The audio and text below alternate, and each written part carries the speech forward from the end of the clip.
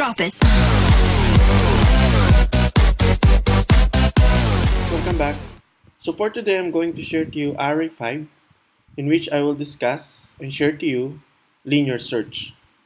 Linear search is used to search a key element in an array from multiple elements. The logic is we're going to ask the user to input a number. From there, he or she would input a list of numbers, and then we're able to locate and search for that number in our array list. If the number is found, we're going to say that we were going to display the number and its position. If it's not found, then we're going to say number not found. Okay. Now, if you notice here, I borrowed some of the codes from our previous program, which is Array4, that displays the odd and even numbers. So I have the following codes here. Now, I'm going to just add additional codes. Now, let's ask now. So we have here, let's review. This section here allows us to, I will be used as our loop and end to enter or input a number. This would be enter a number. And then we have our array declaration here. And then we have this section for us to input now the arrays or elements into our array. Next thing is we're going to ask the user to enter number to search. Okay. Now let's add another variable. Then I'll just add another variable here, x, and then x here will be used to search for the number. Okay. So x is equals to input dot next int. Okay, there. After that, let's now create a loop wherein we're going to go over and search for the item, the input number to search into our array. Okay, so let's create a loop for I is equals to 0. Okay, I less than our array dot length, and then here. Okay, now inside the loop, we're going to have a condition here. If, let's say, our array A is exactly equal to x, which is our value to search,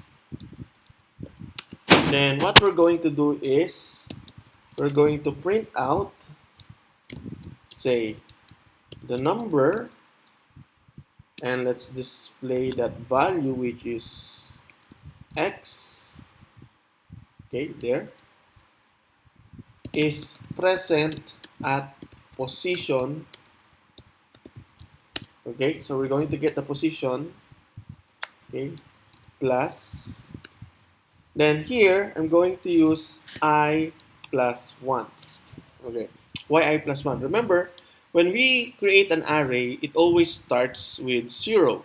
So if I use here just I, it will display the original value of the array, not the literal 1, 2, 3, 4, 5 numbers. Okay, now, so assuming that we have this one already, so let's test our code. Okay, let's try this one here. Right click, run. Let's move the codes here. So enter a number. Let's say we want to search 5. Enter number 5, and then let's input the values 1, 2, 3, 3, 3. Enter. Then enter the numbers to search. Let's say we want to search number 3. Enter. So the number 3, we have found number 3 here, and its position, its present position is 3, 4, and then 5. It's good. So this 3, 4, and then 5. Let's run it again. Enter number, let's say 5. Let's say input the numbers 1, 2, 3, 4, 5. Enter. Enter number to search. We have 6.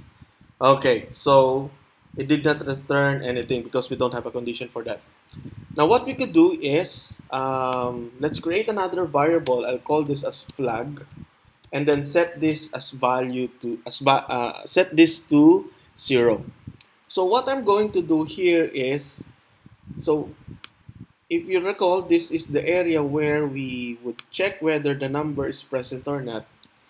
If the number is found in the list, I'm going to say flag is equals to 1. Okay. Now, after that, here, I'm going to create a condition wherein if, let's say, flag is 0, then I'm going to say, okay, number not found. There. Okay.